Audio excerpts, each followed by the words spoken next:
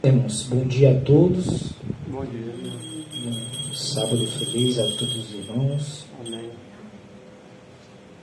Mais uma vez vamos estudar a palavra de Deus e vamos falar sobre o tema central das Escrituras, que é a pessoa de Jesus Cristo. Jesus Cristo é o tema central da Bíblia, tanto no Antigo Testamento, né, como também no Novo Testamento, apesar de que muitos costumam dizer que no Antigo Testamento era Deus o Pai e no Novo Testamento é Jesus Cristo. Não, é Jesus Cristo no Antigo e é Jesus Cristo no Novo também. Isso não é desprezando a pessoa do Pai. Na verdade, o Pai ele se revela por Cristo, tanto no Antigo Testamento como no Novo Testamento. Tá? Nós vamos falar sobre essa questão muito interessante, que é sobre Jesus Cristo, o Filho de Deus. Toda doutrina que existe na palavra de Deus, ela vai ser questionada. Toda doutrina. Toda doutrina. Toda. Tem doutrina que a gente acha assim, não, isso aqui não vai ser questionada por ninguém. Toda doutrina é questionada, por um ou por outro. Não vai ser a mesma pessoa que vai questionar todas as doutrinas, muitas vezes. Mas sempre vai ter alguma pessoa para bater contra alguma doutrina. E hoje em dia, a própria igreja adventista do sétimo dia bate contra essa doutrina. Que doutrina é? A de que Jesus Cristo é o Filho de Deus. Até a gente diz que a igreja não faz uma coisa. Faz. E isso já acontecia lá nos tempos dos pioneiros. Os pioneiros já conseguiram identificar que isso estava acontecendo no tempo deles. Lá tem mais de 150 anos aí, brincando. Né? Então nós vamos falar um pouquinho sobre Jesus Cristo, o Filho de Deus. E um detalhe importante, a gente precisa entender, afinal de contas, qual é a grande seriedade que há no fato de se negar isso. Porque tem gente que acha que negar algumas verdades não importa. Tem um texto no Grande Conflito, se eu não me engano, página 520, que o Senhor diz assim, o engano mais bem sucedido de Satanás é fazer com que a gente acredite que não importa o que a gente acredite, não importa o que a gente crê. Você pode crer no que você quiser e você vai ser salvo. Isso que é o engano mais bem sucedido de Satanás. E a gente diz assim, não, Jesus não é o Filho literal de Deus, não. Isso não tem importância nisso, não é ponto de salvação não. Geralmente quando a gente comenta sobre alguma coisa, as pessoas não questionam. Questão de saúde, questão de alimentação. Isso é ponto de salvação? É ponto de salvação sim. A questão de vestuário, e lá Deus se importa o que é que eu visto, isso é ponto de salvação? É ponto de salvação sim. Aí o que eu penso, o que é se importar com o que é que eu penso? Deus se importa. É ponto de salvação? É ponto de salvação sim. Eu me pergunto por que não é ponto de salvação, né? Lá em 1 Coríntios 10, verso 31, diz assim, portanto, quer comais, quer bebais, ou façais qualquer outra coisa, fazei tudo para a glória de Deus. Fazei tudo, mas não é só comer, beber, é qualquer outra coisa que você faça. Então, se eu tenho que fazer para a glória de Deus, é porque aquilo ali importa na minha salvação. Porque se eu não fizer para a glória de Deus, vai ser para a glória de quem? Ou é para a glória de Deus, ou é para a glória de Satanás. Então, se não é para a glória de Deus, é para a glória de Satanás, eu vou me salvar. Então, esse tema ele é muito importante porque nós estamos falando da figura central da Escritura, daquele em que está enfocado o plano da redenção. É o personagem central do plano da redenção, é a pessoa de Cristo. Humano, divino, exemplo, sacrifício, tudo é em Cristo. Então, se tem algo dos atributos de Cristo que eu nego, eu estou negando a Cristo como um todo. Eu não preciso negar o todo, eu preciso negar só uma partezinha para já negar todo. Por mais que você fale 1000 verdades, mas dessas 1000 verdades eu só pegue um e diga que é mentira, eu estou chamando de mentiroso, então não. Né, irmão? A gente falou 1000 coisas e você só disse que um é mentira. Sim, mas se eu estou dizendo que um é mentira, eu estou chamando o nome dele de mentiroso. Então, se ele chamar de mentiroso só por uma coisa, você vai gostar? E Deus? Então, nós vamos falar um pouquinho sobre Jesus Cristo, o Filho de Deus, o Filho verdadeiro de Deus. O Filho gerado do Pai. Como está lá no Salmo 2 e também lá em Hebreus capítulo 1. Evangelismo, página 69. A letrinha está um pouco pequena porque eu ainda não tinha editado esse sermão. Evangelismo, página 69, diz assim: quase não resta uma doutrina da Bíblia que não haja sido negada. Quase não resta. Praticamente todas as doutrinas elas têm sido negadas de alguma forma. E o pior é quando ela é negada pelo povo professo de Deus, que é depositário da mensagem do terceiro anjo, que tem incumbência de transmitir a mensagem para o povo. Quando esse povo nega a mensagem que lhe foi dada, vai transmitir para o povo o quê? Cristo em seu santuário, página 14. No futuro, engano de toda espécie está para surgir. A gente está vendo surgir, pode ver que no nosso tempo agora, onde os enganos estão pegando mais volume, né? Mas a gente via, o pessoal questionava o sábado, questiona isso aqui. Hoje em dia você vê o pessoal questionando toda coisa. Você abre a boca e diz um A, a pessoa está questionando. Não é porque isso aí não foi tal que diz. Sempre tem um argumento contra. Engano de toda espécie está para surgir, e já está surgindo. E nós precisamos de terreno firme para os nossos pés, porque senão ele resvala. E se você prestar atenção, você vai ver que não é difícil de resvalar o pé, não. Se não tiver com o pé firme no terreno, se o terreno não for firme, se não estiver com o pé firme na plataforma da verdade, que é as mensagens dos 3 anjos, vai resvalar o pé. E é fácil resvalar o pé, se não estiver firmado. Um dos grandes problemas da nossa geração, chamamos de geração de adventista, é porque a gente se acha muito inteligente, a gente se acha muito sabido. Tem que ter um mais velho. Isso não é. A gente se acha entendido de todo assunto. Aí vem uma pessoa com engano, a gente, meu Deus do céu, pronto, eu vou sair, não vou ser mais adventista não. Por uma besteirinha. Por quê? Por causa de uma vã confiança que a gente tem. Tem gente que se a gente falar assim, me prova que Jesus Cristo é o Filho de Deus. Mas quem é que vai rejeitar isso? Sim, agora a própria igreja de Deus está rejeitando. Antigamente a gente imaginava, quem é que vai rejeitar que Jesus é Deus? Até os trinitarianos creem que Jesus é Deus. Nós também cremos e não somos trinitarianos. Mas agora tem gente negando isso. Tem gente negando que Jesus não veio nem como um homem. Era só lá uma forma. Não era homem de verdade, em substância, em realidade. Estão rejeitando tudo. Aí a gente estuda só superficialmente, qualquer coisa derruba. E aí o Senhor diz, vocês precisam de terreno firme para os pés de vocês, porque senão vocês vão resvalar.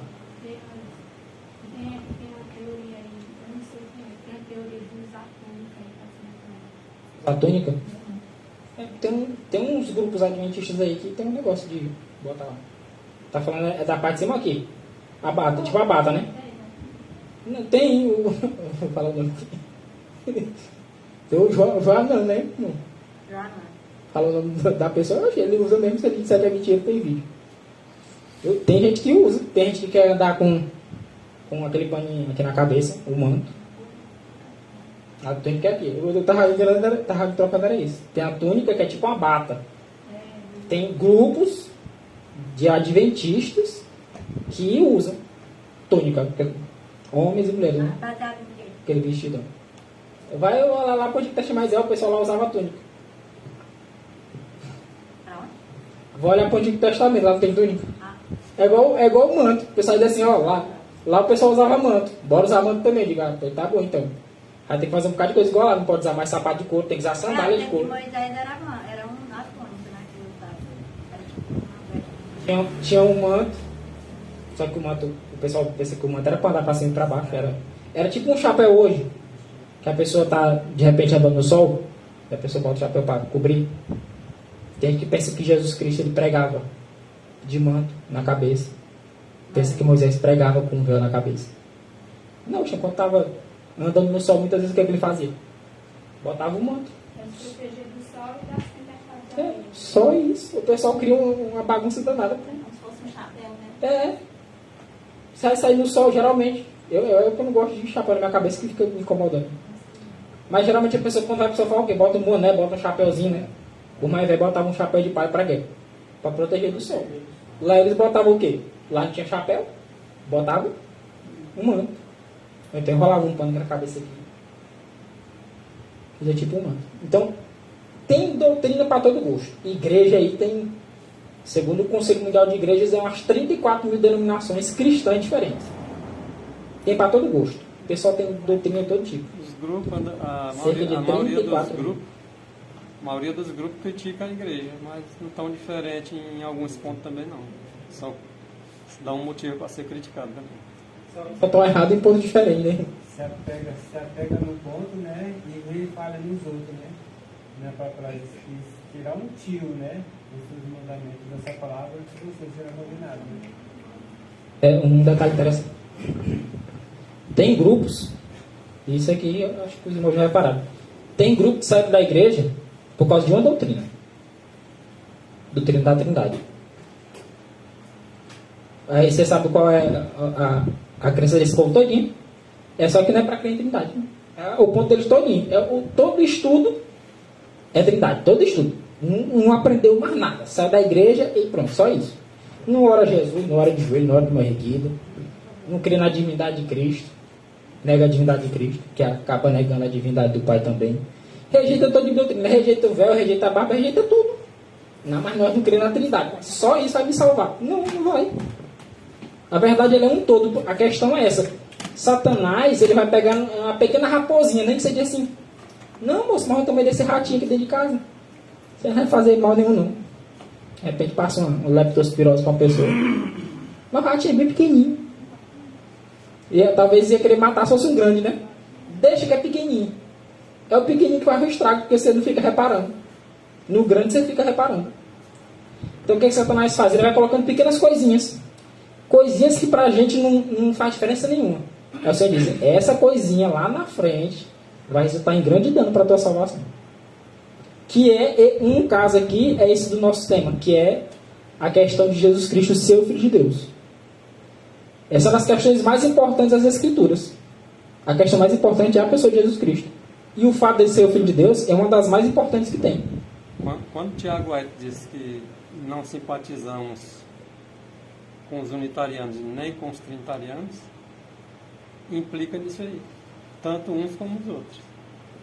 Porque um nega o filho realmente, literalmente. O outro nega que o filho é Deus. Aí os dois estão indo pro Um nega do jeito e outro nega do outro, né? É, duas formas de negar o filho de Deus. Olha só. Queremos colunas sólidas para edificação. Você pode ver que tem temas. Você cabe, todo irmão aqui já estudou algum tema assim bem aprofundadamente. Tem temas aqui que se a pessoa vier questionar com a gente tem uma firmeza que a gente fica até encabulado às vezes. Mas tem tema que se alguém vier perguntar, a gente fica molinho. A gente fala assim meio. Né? Entende? Tem tema que a gente já fala assim mais corado, né? Como o pessoal diz. Mas tem tema que a gente fala assim, tímido. Por quê? Porque não é uma coluna sólida. A gente não estabeleceu uma coluna sólida. Fez de qualquer jeito, botou a casa em cima e fiquei olhando e dizendo, essa casa aqui pode cair qualquer hora. Tem adventistas que se a pessoa quer questionar sobre o sábado, ele vai demonstrar que não é uma coluna sólida para ele não. Ele ficou olhando assim, rapaz, que qualquer um que citar um textinho estranho que minha casa cai. Por quê? Porque não está sendo estudado os temas. E aí não é coluna sólida. Nenhum só alfinete é nada. Nenhum só alfinete é uma coisa muito pequenininha, né? Pequenininha.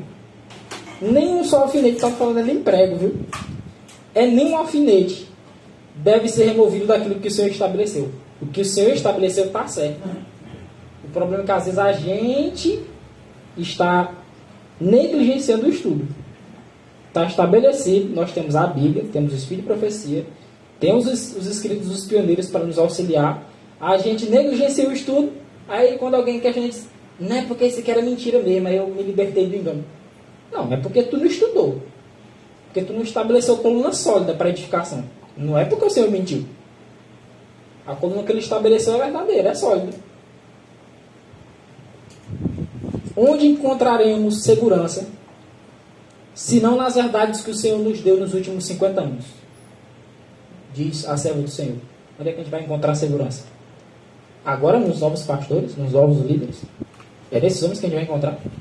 Eles homens que dizem, não, os pioneiros eram homens assim, fervorosos, mas eles não tinham a compreensão completa da verdade. Aí quando você vai comparar, compare, faça isso. Toda vez que eu estou apresentando sermão, eu apelo para os irmãos. E estude livro de pioneiro para você ver.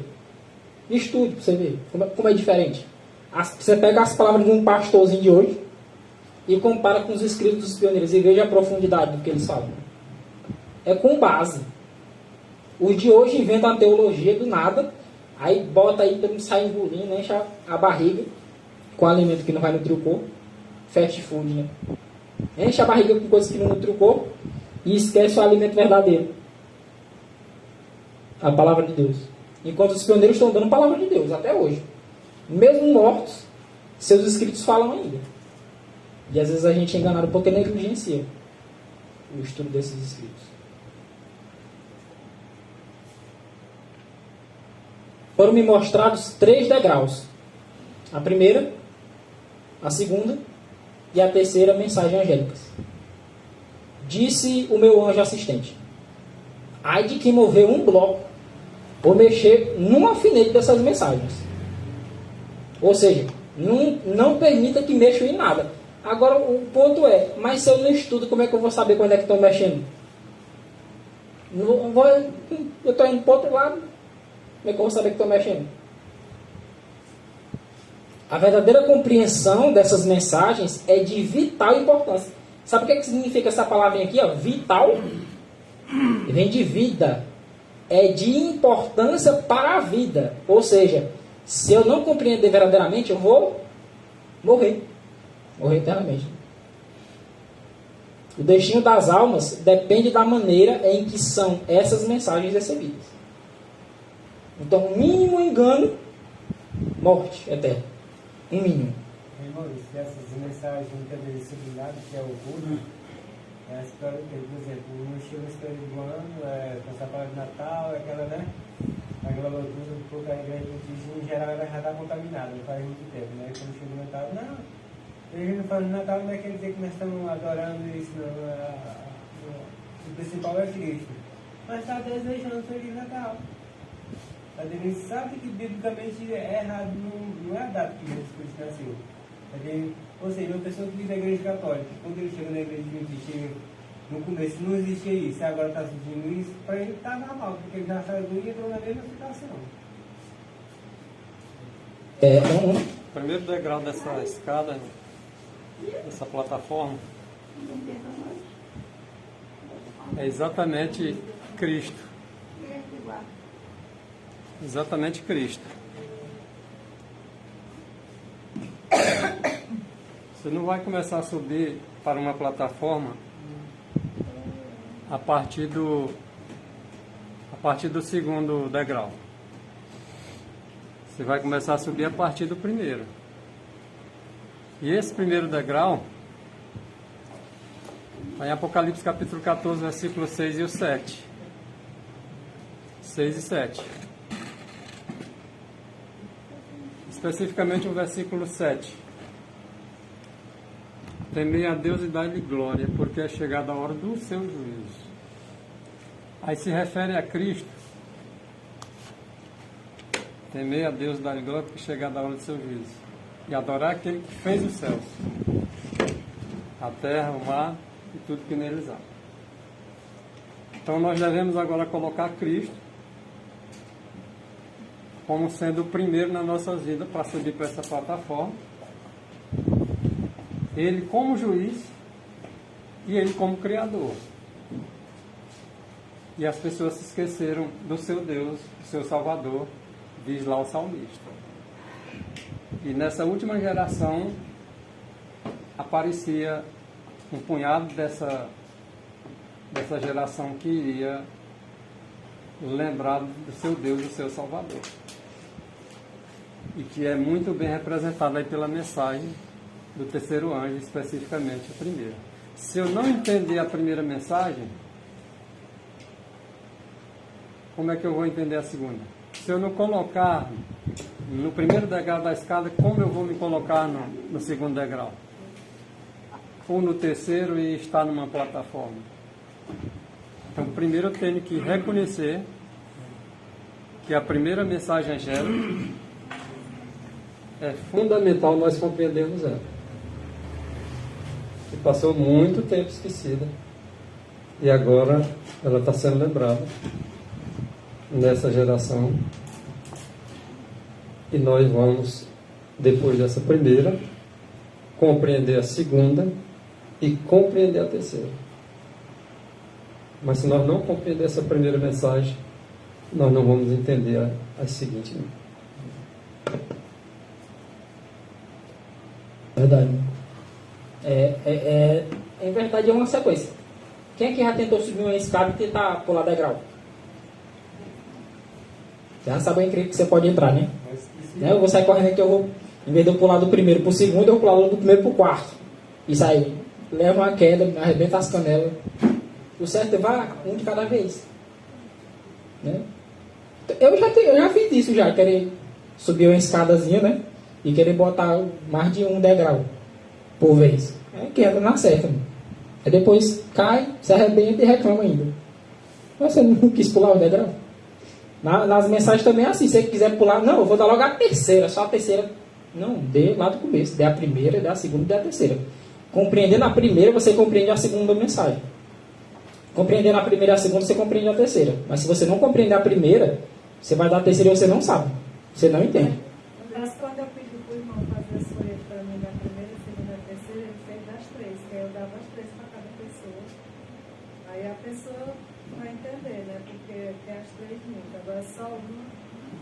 Por exemplo, na terceira, você não vai conseguir compreender aquele comecinho lá da primeira mensagem evangélica de que Jesus Cristo é Deus. Você não vai entender que a hora do juízo dele chegou, que ele está no santuário fazendo juízo investigativo. Você não vai entender isso. Você só vai falar, não, tem mandamento de Deus e fé de Jesus. Bem, mas você não vai saber que tem um juízo ocorrendo no céu agora. Você vai anular a mensagem. Você não vai entender que tem uma mensagem de denúncia. Caiu Babilônia. Tem uma mensagem de denúncia. De que o engano caiu, foi desmascarado. Não sabia disso. Pois é, porque ignorou a primeira e a segunda mensagem. Salmo 50 já diz que Deus é o juiz. João, lá no capítulo 5, diz que o Pai não julga ninguém. Então, que Deus é esse que é juiz? Então, esse mesmo Deus que é juiz é chamado a atenção para que o mundo adore o Criador que é Ele. E se eu não entender isso, como é que eu agora ando dizendo que estou dando a segunda e a terceira mensagem angélica? Se estou ignorando a primeira. Então é fundamental que nós entendamos que o Filho de Deus é Deus. Ele é juiz, Ele é Criador. Amém. Vamos ler aqui uma citação aqui de um livro chamado 100 Respostas às Perguntas que Não Mais Clamam, de um mestre e pastor adventista chamado Roberto Biagin. Essa posição também já foi defendida pelo Leandro Quadros no programa Na Mira da Verdade. Viu? Ele diz assim: Jesus Cristo é Filho de Deus apenas por título de ilustração do cargo ou posição que ocupa, porque ele não é filho por filiação natural. Ele não é de fato Filho de Deus. Ele apenas, assim, a segunda pessoa da Trindade, ela se colocou na posição de filho. Ela não é filho. Estou falando como um trinitariano, viu? Eu vou já ler um texto que antes de ver isso aqui eu não tinha entendido. Como trinitariano tu não é, né? Eu não sou, viu? Só para ficar claro. Cristo, a segunda pessoa da Trindade, ele não é o Filho de Deus. Ele é a segunda pessoa da Trindade que assumiu o papel de Filho de Deus. Assumiu o papel. Ele assumiu a posição de Filho de Deus. Mas ele de fato não é o Filho de Deus. Segundo essa doutrina aqui, viu? Porque Jesus Cristo não nasceu do Pai. Opa, tem texto disso. 1 João 5,18. Aquele que nasceu de Deus, não deixa que o maligno toque nós, viu? Jesus Cristo nasceu de Deus. Se a gente olhar a Escritura, o Espírito de Profecia, os pioneiros são claros. Isso aqui é baboseira, falar no popular. Isso aqui é baboseira pura. Isso aqui, sabe por que criaram essa teoria aqui? Para poder defender a doutrina da Trindade. Porque senão não dá. Como se tivesse originado do Pai. Sim, ele procedeu do Pai, ele nasceu do Pai. Está escrito. Mas não, é um teólogo, é um mestre. É uma porta com mestre.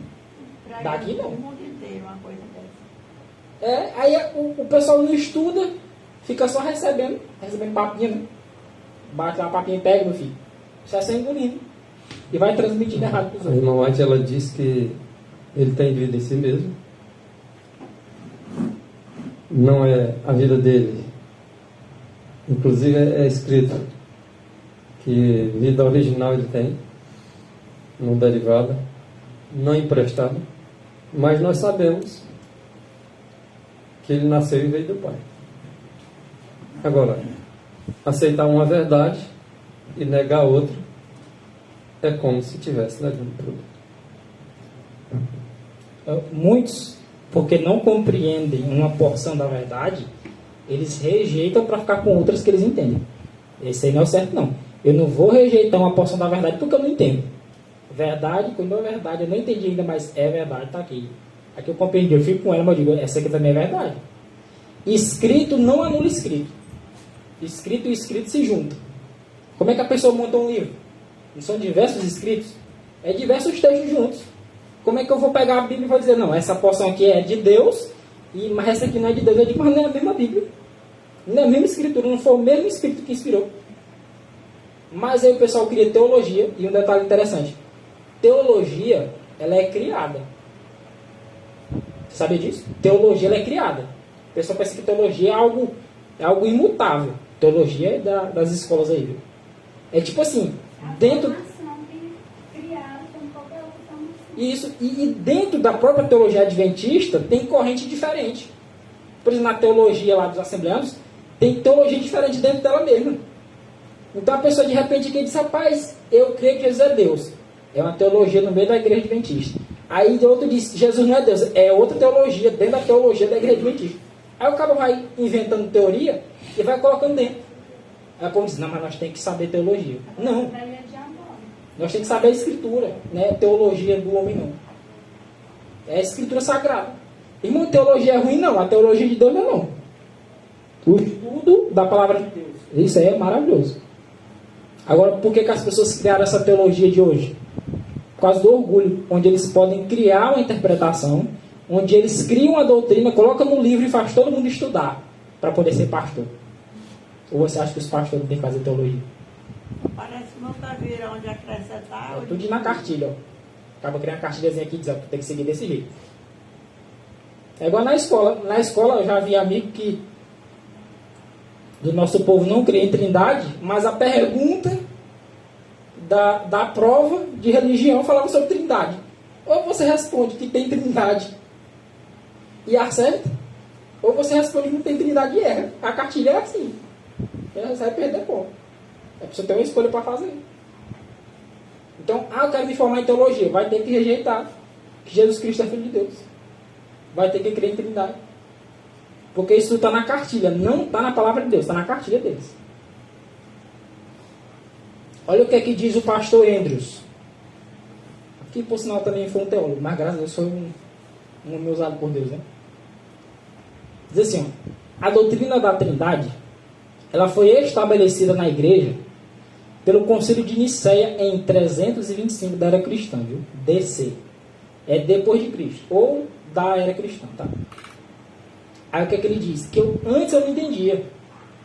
Aí depois que eu fui conhecer esse texto, eu digo, agora eu entendi o que é que Andrews fala. Essa doutrina da trindade destrói a personalidade de Deus e seu Filho Jesus Cristo, nosso Senhor. Mas como é que ela destrói? Aqui. Tá aí a resposta. Só que eu perguntar para você aqui. Ó. Ele, Jesus, é Filho de Deus apenas por título de ilustração do cargo. Ou posição que ocupa. Porque ele não é filho por filiação natural. É igual pegar o irmão assim, sabe o antes. Diz assim, o antes é filho do irmão, é só fingindo. Só para ilustrar. Ele não tem a genética do irmão não, né? Ele tem o sangue do irmão correndo na veia também não, né? E isso é fingimento. Estão dizendo que Deus é Pai e o Filho de Jesus Cristo estão fingindo. Que um é pai, estão te brincando, né? Parece. Não, moço, um é pai e o outro é filho mesmo. Não só botaram o nomezinho em cima dele, não. Aí aqui, onde Andrews se identificou. Andrews olhou para a doutrina e disse, é Pai, aí o Filho de Jesus Cristo. Peraí, mas essa doutrina da Trindade aqui está botando uma bagunça. Porque a doutrina da Trindade é uma bagunça. Você já tentou estudar a definição de Trindade? Porque a Igreja Adventista diz que a doutrina da Trindade da Igreja Adventista é diferente da doutrina da Trindade da Igreja Católica.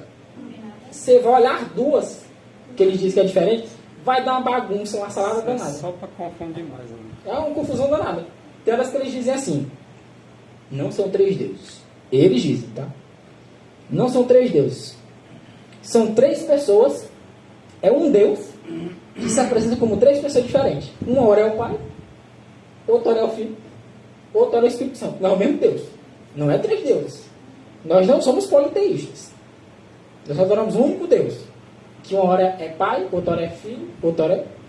Aí Andrews identificou e disse, não quer história? Então quer dizer que Jesus Cristo não é Filho de Deus, né? Porque ele não é filho dele mesmo. Porque é o mesmo Deus, é só a pessoa que é diferente. Por isso que Andrews colocou esse texto aqui, ó, em 1855. Essa doutrina destrói a personalidade de Deus e de seu Filho Jesus Cristo. Porque personalidade, o Pai tem uma e o Filho tem outra. É duas pessoas diferentes. E o Pai é Deus e o Filho é Deus. Ah, mas dois deuses? É assim, filho. O Pai é Deus e o Filho é Deus. Agora, a questão, Andrews identificou isso. Essa doutrina destrói a personalidade. Ela diz que o filho não é uma pessoa distinta de seu pai. É a mesma coisa. E muitos hoje creem assim. Aquele texto de eu, pai, somos um. Cometem um grande erro. Muitos pensam que é só uma pessoa. Aqui é o pai, aqui é o filho e aqui é o Espírito Santo. Não. Aqui é o pai e o filho é outra pessoa. É idêntico. Chega ao ponto de ser praticamente a mesma pessoa, de tão íntimo que é. Mas são duas pessoas distintas. A Andrews disse, essa doutrina que vocês criaram aí, em 325, que o mundo cristão aceitou, destrói a personalidade. Além de destruir a filiação de Cristo com seu Pai. E você queria ver Jesus ficar irritado? Era dizer que ele não era filho de Deus.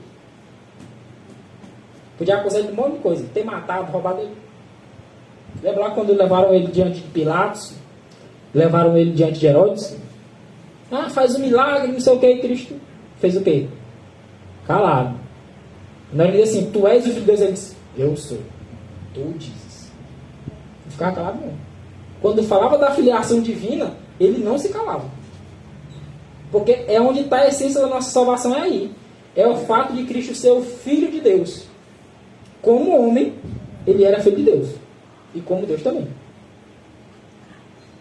A forma infame como foi imposta à igreja aparece nas páginas da história eclesiástica que causa aos que acreditam na doutrina coragem e vergonha. A pessoa fica envergonhada. Tem que botar uma pessoa para explicar a Trindade. A maioria dos membros da igreja adventista, eu falo assim, meio de errar, não sabe nem para onde é que vai. Ele sabe dizer que o pastor falou, só isso. Mas em suma, não sabe para onde é que vai. Contra pessoas que estudam, passa vergonha. E qualquer um de nós, se a gente estudar o que a gente crê, a gente passa vergonha. E mesmo aqueles que creem na Trindade, eles têm argumento para tudo. Esses teólogos aí criam argumento. Mas quando você vai comparar com a Escritura, a questão é essa. Se você for comparar argumentos, muitas vezes você acha que foi superado. Mas compare com a Escritura para você ver como é diferente. Não atente no argumento, atente na Escritura. Já vi muito debate que gente conhecedora ficava, irmão, mas ele falou isso assim, você adivinha aí o que é que tem, o que ele falou? Como é que está o texto? Tu está se atendo muito ao argumento deles. Se atenha ao texto. Já vi vídeo aí de debate. Tem até um vídeo naquele canal daquele cara, irmão. Eleazar Domini, junto com Chalé, junto com Michel Samboris. Aí eles fazem lá um estudo lá, juntando lá eles, né? Aí a pessoa olha assim, rapaz, né? Que os homens estão falando a verdade mesmo. Aí você rapaz, os argumentos deles não são bons mesmo. Entre aspas, né? Aí quando você vai comparar com os textos, você deixa só o texto falar. Você diz, não, mas o texto não está falando assim não. Ele criou um argumento bonito para defender o que ele cria, mas quando você compara só o texto é um seco assim. Pronto. Falei tudo. Uma recomendaçãozinha. Desmontar o país aí. longe da lei e do testemunho. É longe. A escritura ela tem que ser comparada com a escritura. Argumentos, não pode fazer essa mistura de argumentos, não tem que ver o que diz o texto. Eu posso dar um argumento diferente do que está no texto e dar a conotação de que está em conformidade. Então deixa os profetas explicar o que os profetas dizem. Só assim nós vamos ter uma compreensão correta.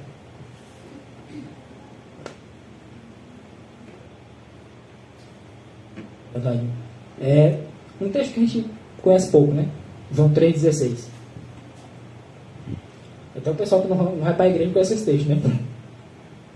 Diz assim, porque Deus amou o mundo. Eu vou colocar aqui de uma forma diferente.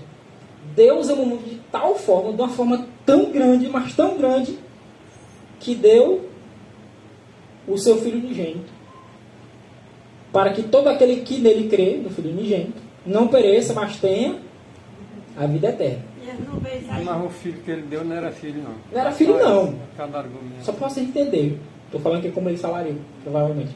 Não é filho, é só para ilustração. Então como é que o amor é de tal maneira? Sim. Só uma ilustração. Isso é só uma ilustração. Porque quer de tal maneira a ponto de dar o seu filho. Eu disse, mas não é filho de verdade. Se eu dissesse aqui para algum irmão que tem filho. E você já se pediu sacrificar um filho seu aqui. Quem é que acharia bom? Quem é que não sentiria nem uma dor no coração aqui? Aquela agonia de mente, né? Já pode ter que entregar meu filho para se sacrificar. Imagine Abraão.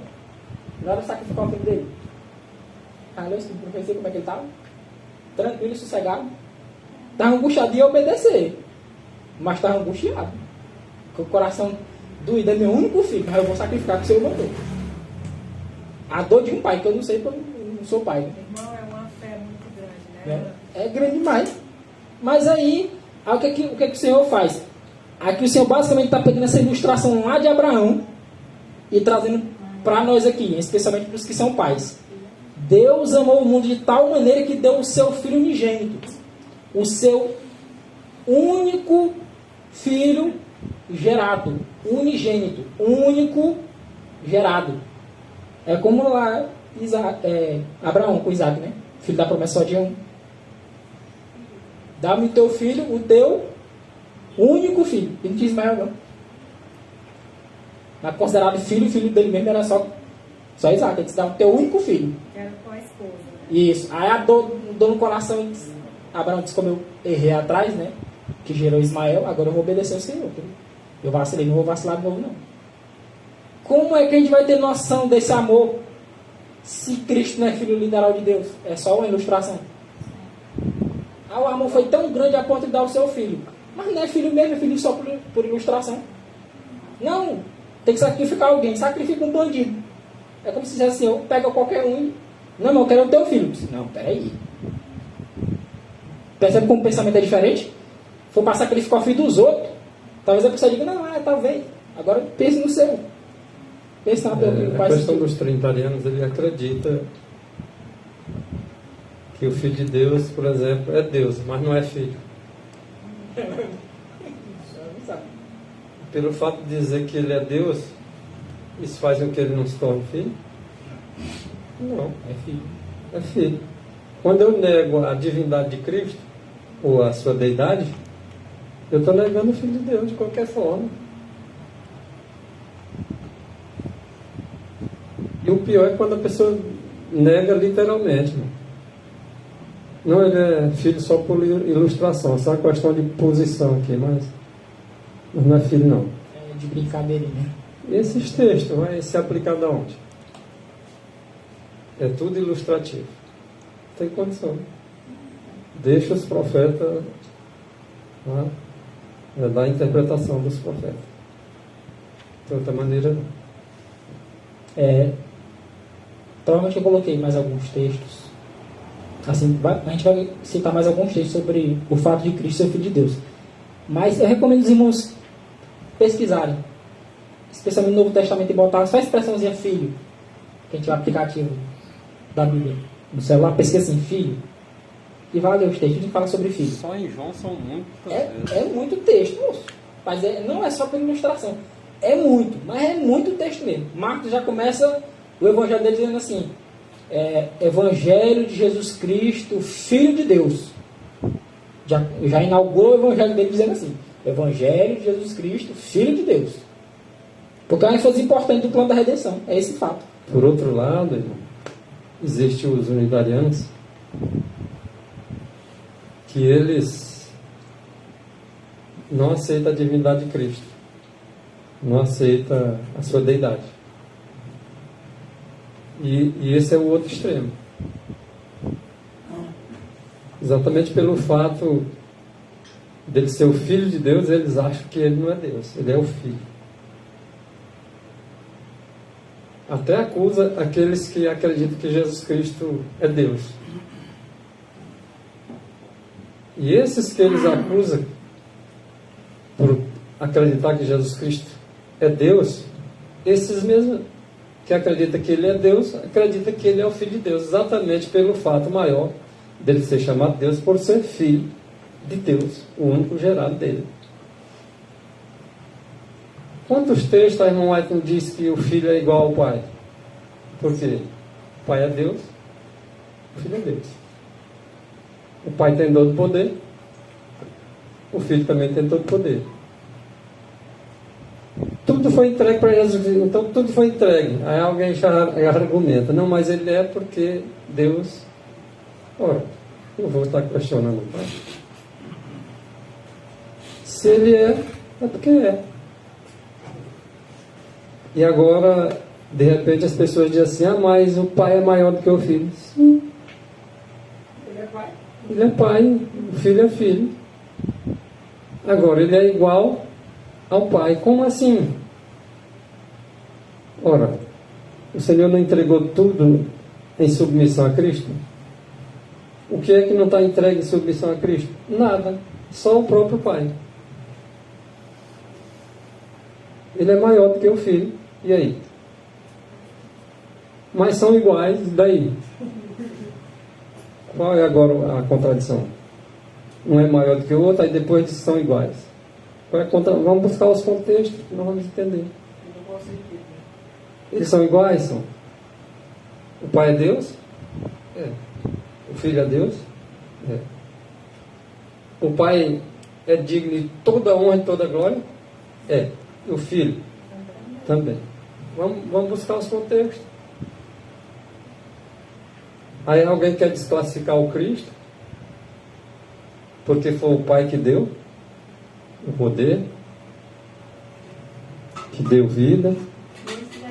Não, ele tem vida em si mesmo porque o pai deu. É incrível os dois extremos. O trinitariano é um extremo. O unitariano também é outro extremo. A prova é de que o próprio Tiago White, os pioneiros criam disso. Nós, ele usa a expressão nós, não simpatizamos com os unitarianos. Por quê? Porque os unitarianos não acreditam que o Filho de Deus é Deus. Ele também diz assim, e os pioneiros acreditavam. Ele diz assim: nós também não simpatizamos os trinitarianos. Por que não simpatia para com os trinitarianos? Porque eles faziam de 3 agora 1. Aquilo que tu acabaste de explicar. Porque eles creem que o filho é o pai eterno, né? Exatamente. Eles confundem a pessoa de Cristo com o pai. E o pai é uma personalidade, e o filho é outra personalidade. Tanto é que a irmã White diz assim, que o Filho de Deus, ele é Deus na infinidade, mas não na personalidade. Como é isso? Então ele é Deus na infinidade e não é na personalidade? Não. Porque a personalidade dele é uma. E o Pai eterno, a personalidade dele é outra. Agora vamos ao pé da letra. O próprio Jesus dizendo: só a Deus adorarás, e só Ele dará culto.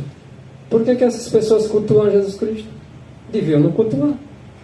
Não é só Deus que é digno do culto? E por que eles cultuam? Já que não consideram ele como Deus.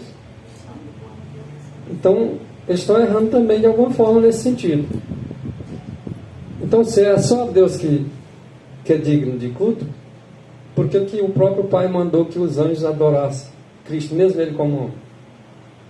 Porque mesmo ele sendo homem, ele não deixou de ser Deus. Então nós temos que entender os contextos, senão nós vamos bagunçar e vamos virar uma confusão. A Babilônia. Verdade. Teve um texto uma vez que eu me deparei com ele, eu já tinha visto ele outras vezes, só que teve um dia que eu me detive um pouco. Se ele está na História da Redenção e no Patriarcas e Profetas. Que diz que o grande Criador convocou toda a hoste celestial para, na presença deles, conferir honra especial a seu filho. Aí o texto assim: o grande Criador convocou toda a hoste celestial para, na presença deles, confiar honra especial a seu filho. Eu digo, então, o grande Criador aqui é o Pai, né? Pai e o Filho. Eu digo, poxa, Olha o contexto. mas não foi Cristo que nos criou? Conselho Supremo de Me Alimentar, página 43. Nosso Criador é Jesus Cristo. É difícil. Aí, a questão dos atributos. Foi olhar os atributos, né? Aí você vê um detalhe. Quem foi que nos criou? Jesus Cristo. Nosso Criador é Jesus Cristo. Agora eu pergunto, e o Pai não é Criador, não? Certeza. Ah, mas ele não me criou, como é que ele é Criador? Ele é Criador. Eu pergunto, o Pai é eterno? E o Filho? É o fato do Filho ser eterno anula o Pai ser eterno? O fato do Pai ser eterno anula o Filho? Não, porque é um atributo de Deus. Um atributo de Deus. Ah, mas o Pai não criou nada, foi do Jesus que criou, que vocês estão falando, foi Cristo que criou. Mas o Pai não tem poder de criar, não. Se eu disser que ele não tem, ele não é Deus. Então, os atributos que tem Cristo como Deus, o Pai tem a mesma coisa. Isso O que é igual. está escrito lá em Gênesis capítulo 1, versículo 2, falando ali que o Espírito de Deus parava por sobre as águas, antes de dizer haja luz, e aqueles 6 dias da criação. E quando ele foi dizendo, quando ele disse ali haja luz, antes ali nós vemos ali o Espírito de Deus pairava por sobre as águas. E está escrito dizendo o seguinte, que o Espírito que pairava por sobre as águas era a presença de Deus. E essa presença de Deus, estava só o Filho? Não, moço. Estava o Pai e estava o Filho. Quando a lei de Deus foi dada para Moisés, quem deu para Moisés? E o Pai não estava lá com Cristo, não. É só questão de entendimento mesmo. Mas às vezes eu sou preconceituoso, quero dar interpretação de acordo com aquilo que a minha mente e as minhas ideias têm buscado através de estudos, e eu acabo deixando a verdadeira interpretação, que é para ser dada pelos próprios profetas, e eu quero dar a minha interpretação. Eu acabo saindo do trilho da compreensão. Verdade. Livro A Trindade, página 107. Quem lê esse livro direito vai ser menos trinitariano do que quando começou a ler. A pessoa diz assim, rapaz, se eu ler esse livro aqui eu viro trinitariano na hora. Eu li ele, nem morguei. Importante consideração envolve o modo como interpretamos a Bíblia. É verdade. A questão diz respeito a se devemos interpretar certas passagens de modo literal ou dar-lhes um tratamento mais figurativo. Também é verdade. Agora eu só acho o equilíbrio aí. Vamos tentar ilustrar o ponto da seguinte forma. Agora é onde ele vai vacilar. Quando nos referimos a Jesus como Filho, e frequentemente falamos da primeira pessoa da divindade como Pai, estamos realmente pretendendo dar um sentido totalmente literal a estes termos? Quando nos referimos... quando me refiro, sim. Ou seria mais apropriado são perguntas, viu? Ou seria mais apropriado, mais correto, interpretá-los de um modo mais metafórico, simbólico, né? Que focaliza alguns aspectos seletivos da filiação e paternidade? Não seria mais apropriado, não. Agora, a questão é, não se torna bastante claro que os textos problemáticos só se revelam um problema. Problemático porque eles tornam problemático, mas O texto é problemático. dizem que é os textos bem simples que eles tornam bem complicados. Para a teologia, né? Teologia diz, não, tem que fazer uma exegese, uma hermenêutica, uma homilética, não sei de quem, lá das contas. Vai estudar isso aí tudo, você vai... Esquece até qual era o texto que você estava estudando. Só se revela um problema quando diz aqui o livro da Trindade, viu? Feito por 2 PhDs americanos lá da Universidade de Andrews e outro que estava se tornando PhD, viu? Doutor. E doutor em divindade, né? Doutor em divindade, sabe? Os mais cascudos lá. Só se revela um problema quando assumimos uma interpretação estritamente literal de termos como pai, filho, primogênito, unigênito, gerado e outros. Então, assim, gerado não é gerado, unigênito não é unigênito, primogênito não é primogênito, filho não é filho e pai não é pai. Gerado não é gerado. Gerado não é gerado, não é entendeu? É interessante, né? Ler desse jeito. Parece, não é parece, claro, não é claro. Você vai entender agora o que você lê. Se o que você lê não é o que você lê. Está entendendo o que eu estou falando? Não parece claro que tal literalismo se choca com o significado figurativo ou metafórico principal que os autores bíblicos utilizam para se referirem às pessoas da divindade? Não está claro não.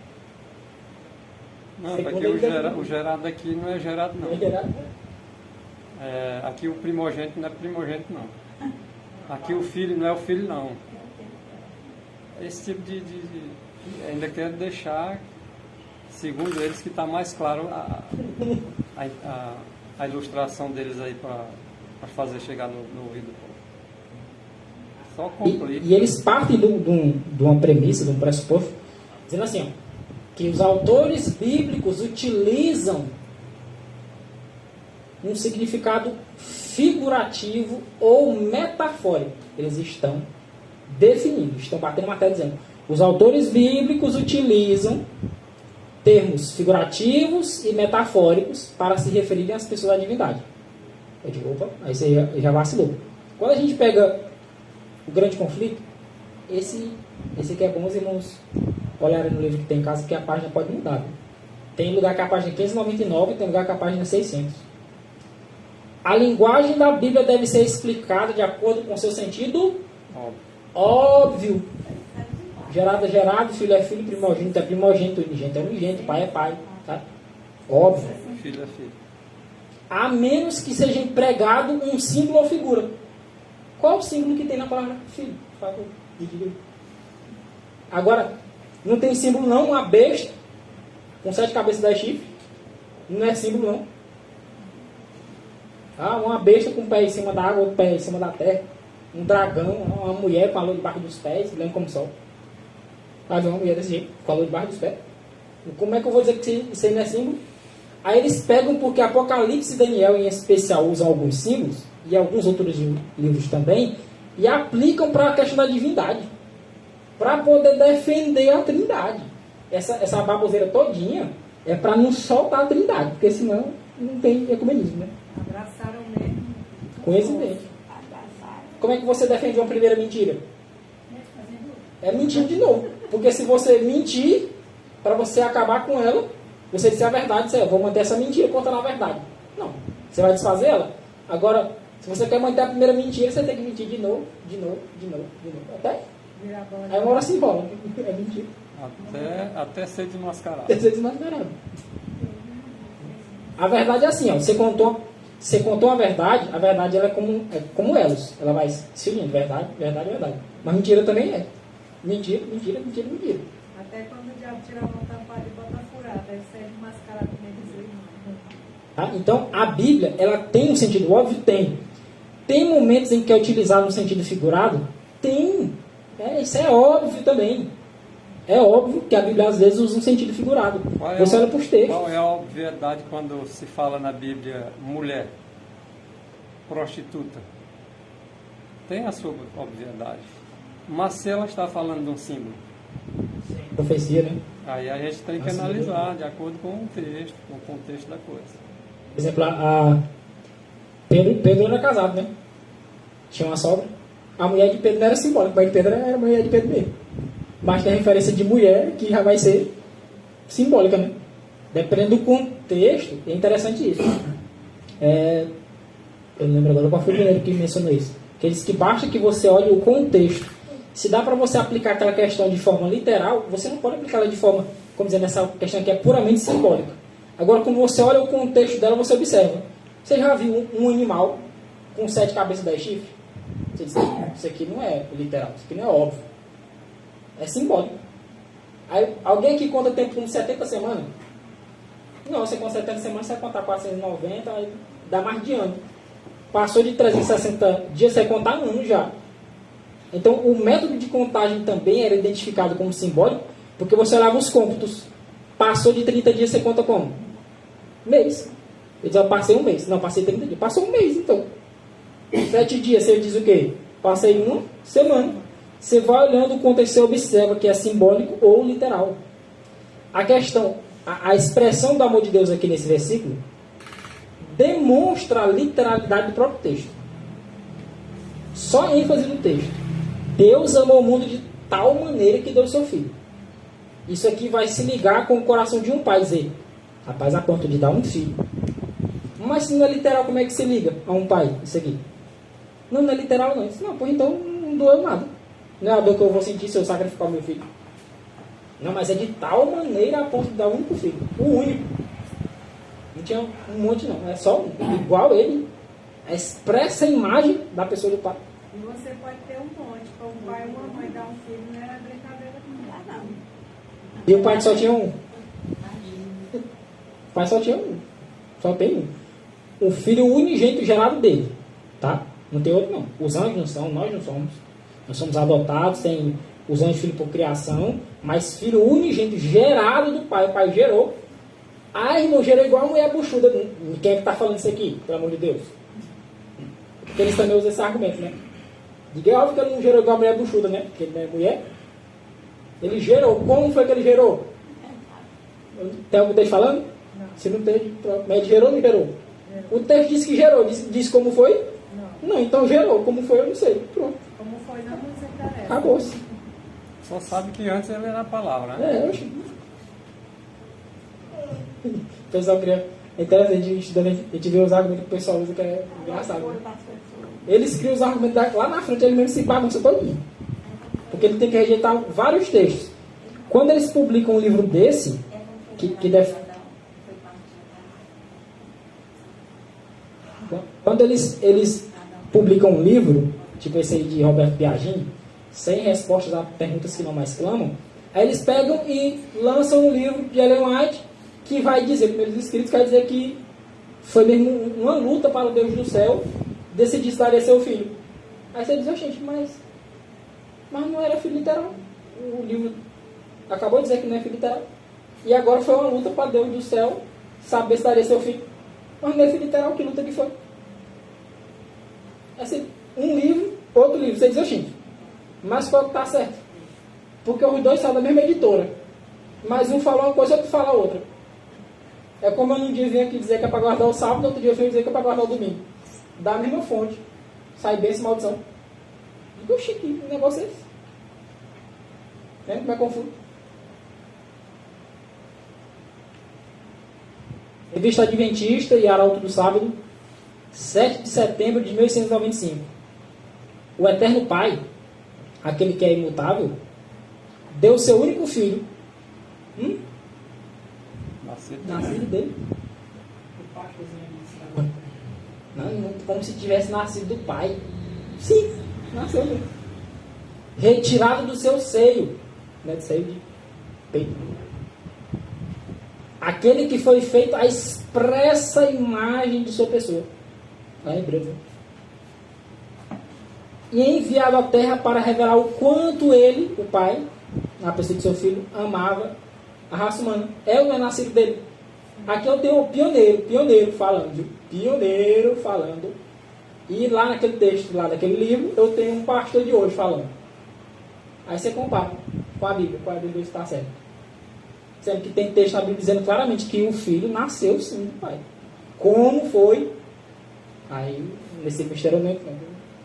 O que está revelado, estou batendo cabeça já para entender. E os que não está revelado. Vai ficar batendo cabeça, não vai entender nunca. Vai ficar doido. E não entende. A gente tem que estudar o que está revelado. O que está revelado já é matéria suficiente para a gente estudar. Vai querer ir atrás do que não está. Esse aqui, ó. Para mim, esse aqui aniquila totalmente aquele argumento lá daquele pastor Roberto Biagini. Interessante. É a mesma posição da Igreja Adventista do Sétimo Dia. Tá? Aí, irmão, você citou o livro do Roberto Biagini. Sim, também citei o livro A Trindade, feito por 3 teólogos, doutores, que é os inteligentão, lá da Universidade de Andrews dos Estados Unidos. Então, essa é a posição da Igreja Adventista, não é de alguns teólogos, é da Igreja Adventista. Para que isso? Para defender a Trindade, só para isso. Eles não querem soltar, não. Vão inventar qualquer mentira que for. Algum pode soltar? Pode, meio de se perder. Pode se arrepender. Mas muitos vão soltar, não. Porque é muito duro você dizer assim, rapaz, eu errei. Eu pensei que eu tinha entendido isso, mas não entendi não, me perdoe. Mas é fácil mentir e seguir em frente. Disse meu anjo assistente. Pensas, falando para Ellen White, né? Tu pensa que o pai entregou seu muito amado filho sem esforço?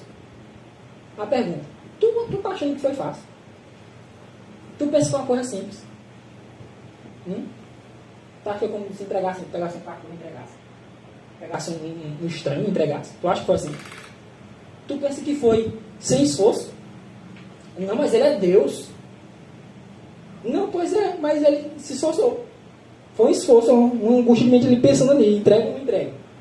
Deixa ou não deixa meu filho ir? Não. Absolutamente não. Foi mesmo uma luta. Essa expressão aqui para mim é tremenda demais. Foi mesmo uma luta para o Deus do céu. Sabe o que é o Deus do céu? Sabe o que é Deus do Pai? Lutar consigo mesmo. Será que a gente consegue entender a extensão disso aqui? Foi mesmo uma luta para o Deus do céu. Podia só ter dito, vai. Não, ele pensou. Peraí. Se ele for pecar, se perde, eu tenho que ser meu filho. Que é a minha expressa imagem. É um filho do jeito. Sabe? Todo pai aqui tem um padrão para o seu filho. Gostaria como é que seu filho fosse, né? Assim, gostaria que meu filho fosse desse jeito, desse jeito. Minha filha fosse assim, assim, assim. Pois é, o pai tinha um filho que era exatamente como ele queria que fosse. E agora tinha que decidir se deixaria o homem culpado perecer ou se daria seu amado filho para morrer pelo homem pecador. Aí ele lutou, pensando. Lembra lá que Cristo foi por 3 vezes, que entrou naquela glória tremenda, pleiteando com o Pai. E foi plano de Jesus, não foi plano do Pai, foi plano de Jesus. Ele pleiteou com o Pai para ver se o Pai deixava. Se o Pai não tivesse deixado, ele não vinha. Mas, como um acordo, vai. Mas o Pai sabia das consequências. Por isso que ele lutou consigo mesmo. A decisão. Vai ou não vai, deixa ou não deixa. O homem se perde ou deixa meu filho lá morrer para salvar ele. Gente, agora eu pergunto, se não é filho literal, que luta que precisava aí? Sim. Se não é filho literal. E é livro da Casa Publicadora Brasileira. Aí é um engano literal. Rapaz. Esse texto, toda vez que eu falo desse assunto, esse texto aqui, ele fica rodando na minha cabeça. Foi mesmo uma luta para o Deus do céu ter um filho igual a ele, eterno, onipotente, onipresente, onisciente, criador, Pai da eternidade, príncipe da paz, justo, santo, tudo perfeito. E dizer, agora eu vou deixar meu filho morrer pela raça humana. E correr o risco de pegar e se perder ainda. Porque ele vai estar com todas as desvantagens. Não vai estar como Deus, vai estar como um homem, vai lutar contra o pecado como um homem, com a natureza não é pecaminosa, com o vigor físico diminuído, o vigor mental diminuído. Vai ter que lutar. E corre o risco de se perder. E aí eu não tenho um igual a ele, não. É unigênito, é único. Aí uma luta para o Deus do céu decidir isso. E não é filho literal. Quer dizer que não é o povo. Tem que a gente escuta porque tem ouvido, né? Eu leio porque tem olhos mesmo. Revista Sinais dos Tempos, 30 de maio de 1895. Deus amou tanto o mundo, de tal maneira, que deu o seu Filho unigênito. Não um filho por criação, como foram os anjos, nem um filho por adoção, como é o pecador arrependido. O homem, o ser humano, a raça humana, é filho por criação. Só que pecou. Perdeu a filiação. Mas aí Cristo morreu e colocou de novo essa graça à disposição do homem. E agora ele é chamado como filho adotivo, porque ele se arrependeu. Cristo é o filho gerado na expressa imagem da pessoa do Pai. Eu sei que o Senhor, Deus, o Pai, não funciona num sentido literal comum e funciona. É como se fosse lá na genética, sabe? Você pega o cromossomo lá dentro, você pega a célula mais pequenininha que tem, olhar o núcleo do núcleo do núcleo, é filho de Deus. Igualzinho, exatamente a mesma coisa. Só que um é pai e outro é filho. Não é a mesma coisa. É o que Deus chama de substância.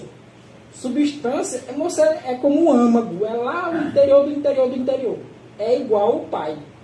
O pai tinha realizado uma maravilha. Um ser igual a ele próprio. Com a autoridade que ele tem, com o poder que ele tem, com a sabedoria que ele tem, tudo igual a ele. E decidir se ia enviar para morrer. É isso que diz, ó. Amou tanto o mundo que deu seu único filho, gerado na expressa imagem de sua pessoa. Expressa exatamente a imagem do seu pai. Que é o que todo pai que gostaria que seu filho fosse. Não tem um. Só os que tá mesmo da bagaceira, né?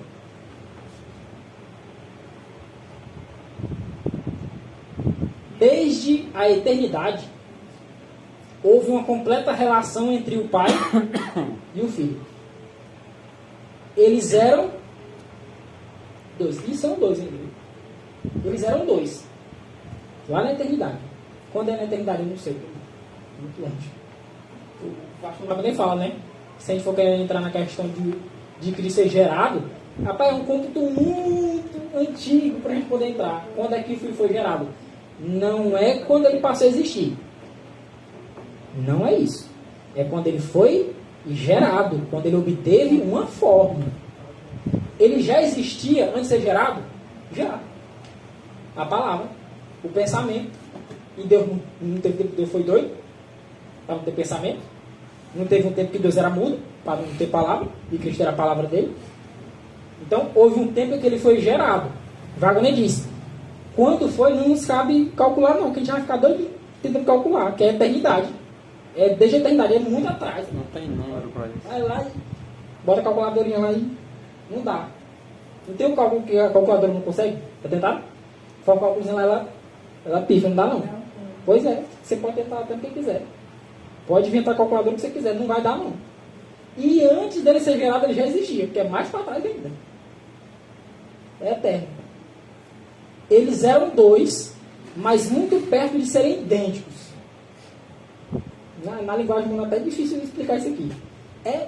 Expressa a imagem, eu acho que ele é pouco para expressar isso. Porque dois gêmeos da mesma placenta, eles são quase idênticos, mas não são idênticos, né? Porque pensa que um mais gordo, o outro mais magro, o outro mais largo, o outro mais estreito. Diz que o gêmeo mais parecido aqui na Terra diz que anda longe de ser, de comparar com o que é o pai e o filho. Mas é uma dificuldade grande demais.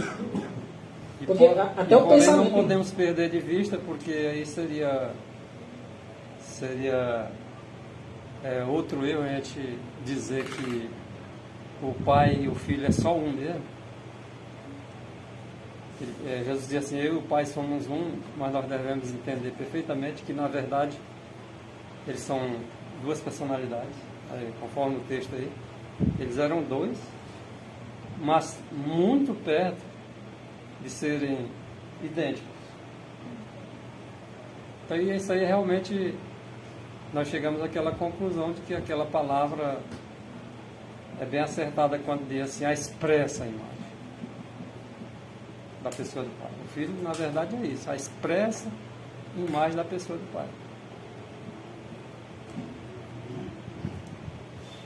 Olha a unidade que o irmão estava mencionando, lá de João 10:30. Eu e o Pai somos um. 2 em individualidade. 2 em personalidade. O Pai é uma personalidade e o Filho é outra personalidade. Mais um em espírito, coração e caráter. Lá no Grande Conflito, página 493, diz na natureza, caráter e propósito. Os objetivos. Vai ter mais texto. Na mente, a mente era a mesma. Essa unidade é tremenda demais, né? É a mesma unidade que nós temos. A essência. A essência, né? É lá no...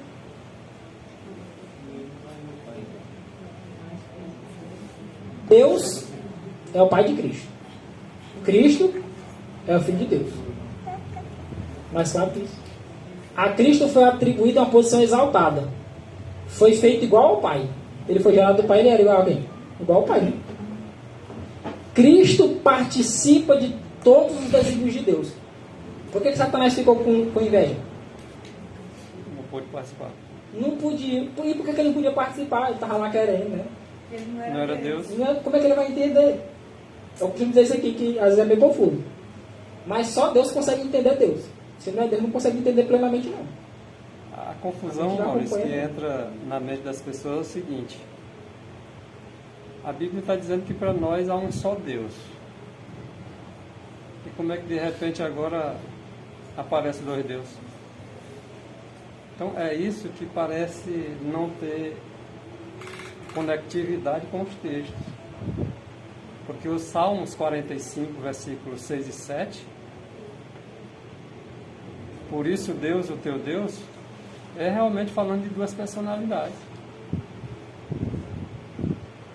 Lá em Hebreus, o apóstolo Paulo, no capítulo 1, referindo-se a Salmo 45, versículos 6 e 7, lá ele diz que é acerca de Cristo mesmo. Por isso Deus, Cristo, o teu Deus, o Pai, te ungiu com óleo, com o Espírito, mais do que a todos os companheiros dele, os profetas. Então, às vezes, a gente não entende o linguajar e o significado do que o Espírito quer dizer para nós. Mas se nós tivermos paciência e buscar compreender uma coisa de cada vez, talvez a gente chegue à compreensão. Ora, para nós há um só Deus. E de repente agora vocês estão pregando que o Filho também é Deus? Então é 2 deuses. Então está errado. Mas aonde? Não está escrito que Deus disse para Deus? Salmo 100, verso 3 diz: saber que o Senhor é Deus. Não está escrito também em Salmo 110, verso 1? Disse o Senhor ao meu Senhor. Então nós temos um Senhor. Mas o Pai não é Senhor? Mas nós temos um. É o Pai? É o Filho. É só parar para entender. Estamos menosprezando o Pai? Não, irmãos. É assim que se exalta o Pai. Por intermédio daquele que é a sua expressa imagem. Agora não vamos por outro rumo não, que nós aí vamos desagradar o Pai. Tem que ser por intermédio daquele que é a expressa imagem da sua pessoa, que é Deus e que tem todos os seus atributos. Não faltou um J para ser igual a Deus, porque senão nós estaríamos perdidos. Aí, 2 é complicado para a gente entender, e 3. Eu queria pedir que os irmãos abrissem bem suas Bíblias em 1 Coríntios 11. Se lembrar aqui direitinho, aqui é o verso 3. 1 Coríntios 11, 3.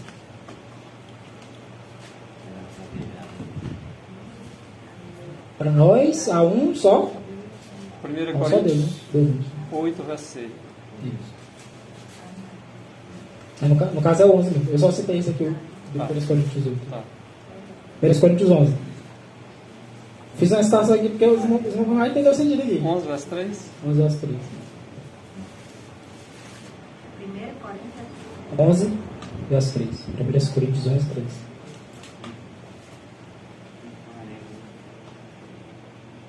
Alguém pode ler aí?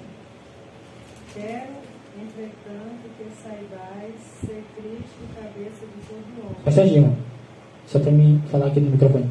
Quero, portanto, que saibais que Cristo é a cabeça de todo homem. Continue. E o homem, o cabeça da mulher. E o homem, o cabeça da mulher. E Deus, o cabeça de Cristo. E Deus, o cabeça de Cristo. Bom, então vamos lá. Cristo é a cabeça de todo homem. Paulo, eu quero que vocês saibam de uma coisa. Cristo é a cabeça de todo homem. O homem é a cabeça da mulher. E Deus é a cabeça de quem? Deus o Pai é a nossa cabeça? É de Cristo. É de Cristo. Ele é a nossa cabeça? Não. Nossa cabeça é quem? Cristo. Para nós, mas o Pai não é a cabeça, não?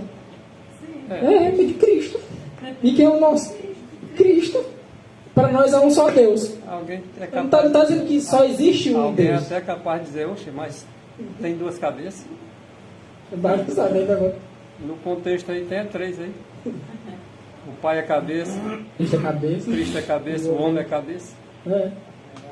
Mas um não no outro. Agora Né? existe uma hierarquia, né? Agora aí está longe de trindade, né? É três, mas não é trindade não. Interessante, aí tem que botar Cristo cabeça do Espírito Santo. Né? É porque hoje as pessoas veem tudo que tem três é trindade.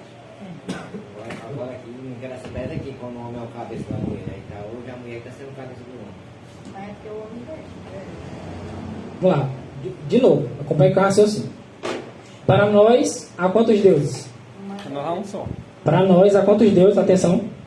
Um. Está dizendo que só existe um Deus? Está dizendo que só Cristo é Deus? Não, está dizendo que para nós há um só Deus. Para nós há um Não só tá- Deus. Não está dizendo que Eu só tenho Deus. Viu? está dizendo aí que o pai não é Deus, nem o filho não é Deus. Não tá falando Pelo isso, né? contrário, lá em Salmo 45 diz que tanto o pai é Deus como o filho é Deus. Lá em Hebreus capítulo 1 diz do mesmo jeito. Uma Agora, coisinha. está escrito dizendo que para Israel há um só Deus. E é só um mesmo. E é só um mesmo, não é mentira não. E para nós há um só Deus. E é verdade. Agora, vamos anular uma verdade por causa de outra? Ou por não ter compreendido a outra? De forma alguma. Nós fizermos isso, nós que ficaremos no prejuízo. São detalhezinhos que eu, particularmente, no começo eu tive dificuldade com alguns textos, mesmo estudando esse tema sobre a questão da Trindade. Até hoje tem alguns textos que eu olho assim, que eu digo, rapaz, esse texto não entendi ainda não, peraí. Mas eu vou anular os outros. Mas não vai duvidar dos outros. Digo, não, deixa o textinho aqui que tá bonitinho, que já entendi esse aqui. Vamos pegar esse aqui e deixar aqui um pouquinho. Com o tempo, é o que eu costumo dizer já há alguns meses. Irmão, fique tranquilo, ore, peça a Deus misericórdia, iluminação, vai estudar. Mas não fique exasperado, não. Toda hora a gente vai topar num textozinho que a nossa natureza vai querer bater contra. Então, se humilhe de calma aí, uma hora eu te entendo. Na hora certa a luz chega. Um texto que me ajudou a entender essa questão, para nós é um só Deus, foi esse texto de 1 Coríntios 11. Eu digo, peraí, o pai não é a cabeça não. Moço, tá aí. O homem é o cabeça da mulher. Paulo diz, quero porém que saibais que o homem é o cabeça da mulher. Cristo é a cabeça do homem e Deus é a cabeça de Cristo. O pai é a cabeça? Mas não é meu. O irmão está dizendo que o pai é teu cabeça, porque o texto está falando. Agora, o pai é a cabeça, mas não é meu cabeça. Ele é a cabeça de Cristo. E quem é o meu cabeça? Não é o pai, é Cristo. Quem é o meu Deus? É Cristo. Não é o pai, não. Eu estou dizendo que ele não é Deus. Eu não estou dizendo que ele não é Deus, estou dizendo que ele não é o meu Deus. O meu Deus é Cristo. O pai não é Senhor, não? É o meu. Alguém pode dizer assim, Maurício. Eu vou para o meu Deus e vosso Deus. A pessoa de Cristo, né? Só que Cristo, quando estava na humanidade, ele disse isso, né? Ele falou para o seu povo lá, o povo judeu. Eu vou para o meu Deus e vosso Deus. Né? Porque aí, nesse caso, ele é nosso irmão mais velho. E como irmão mais velho, ele na humanidade, é claro que o Deus é o mesmo. Porque ele, como homem, na verdade, ele é nosso irmão mais velho. Há coisas que para o homem falta entendimento. Então, se o Deus de Jesus era o nosso Deus, nesse caso ele estava se referindo ao Pai. Né? Então tem assuntos que a gente não entende direito. É um defeito nosso, vamos dizer assim, de ficar em silêncio ou falar alguma coisa. Mas eu prefiro não falar quando eu não entendo.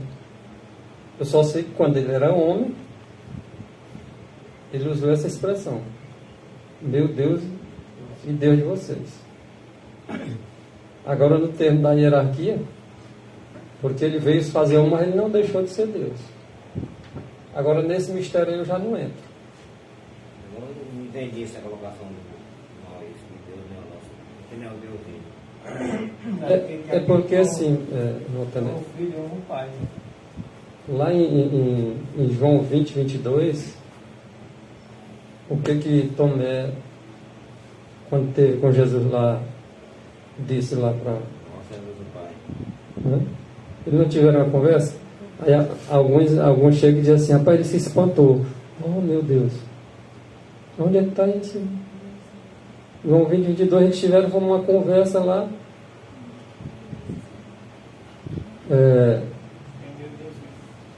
Quando, agora de repente, agora Tomé, né, vê lá e diz assim: Senhor meu e Deus meu. Aí tu percorre agora o Antigo Testamento todo e vai ver lá se não é isso mesmo. Senhor e Deus. Saber que o Senhor é Deus. Então aquele que nós vamos descobrir que é nosso Deus, que é o Senhor, é o nosso Deus. É o nosso Senhor. E Tomé reconheceu isso. Agora alguns chegam e dizem assim, para defender as suas teses, não. Ali Tomé só se espantou. Meu Deus. Onde é que está escrito isso? 20, 22.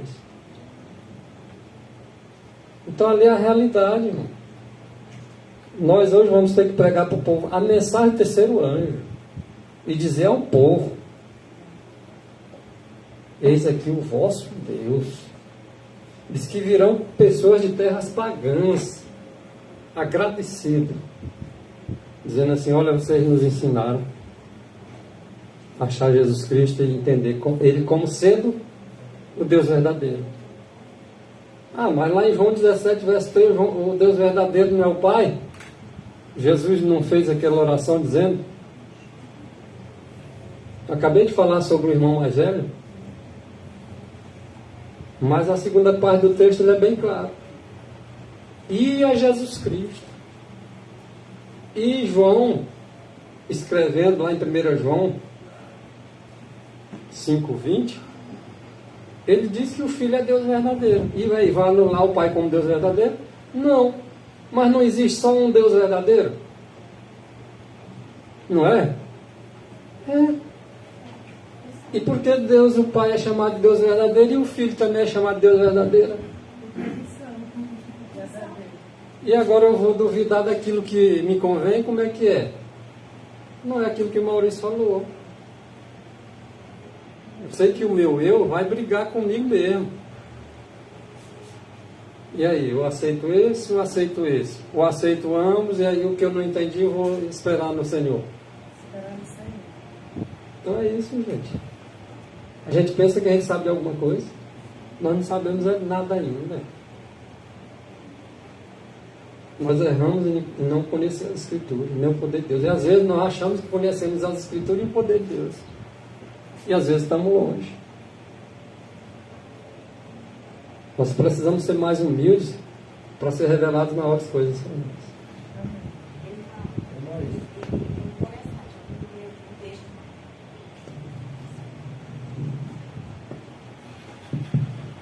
E aqui um texto, né? Porque ele é Deus e Senhor, né? Aí quando ele se refere ali lá em Mateus 7, 21, que ele diz assim: nem todo aquele que me diz, né? Ele fala, me diz, Senhor, Senhor, entrará no reino dos céus, né? Aí ele diz assim: muitos me dirão, naquele dia me dirão, porque ele vai vir como Senhor e Deus, né? Senhor, nós expulsávamos demônios, nós profetizávamos, fazia isso. Aí eles vai dizer o quê? Eu nunca vos conheci. Apartai-vos de mim, vós que praticais a iniquidade. Então ele estava apontando ali, mesmo como homem, mas ele estava colocando ali que ele viria como Senhor, que era o Deus que ele, né, que as pessoas estão rejeitando, que é esse Senhor que eles não querem admitir que ele é Deus. Né? E os pioneiros dizem que ele virá como Deus poderoso. Como Deus poderoso. O texto fala João 20, 22. 20, 28, é verdade. Acho que 22 é o que fala, recebeu o Espírito, né? O 22 é sobre o sopro, né? É sobre o seu Espírito. Porque eu estava aqui confundindo com Atos. Atos 20, 28. É João 20, 28 mesmo. Nós, quando tinha a intercessão de Cristo, referindo que nós municipais, nosso Deus, e a irmã falou assim, é verdade, porque se não é nossa oração ser direta ao Pai, tira a intercessão de Cristo. Entendeu?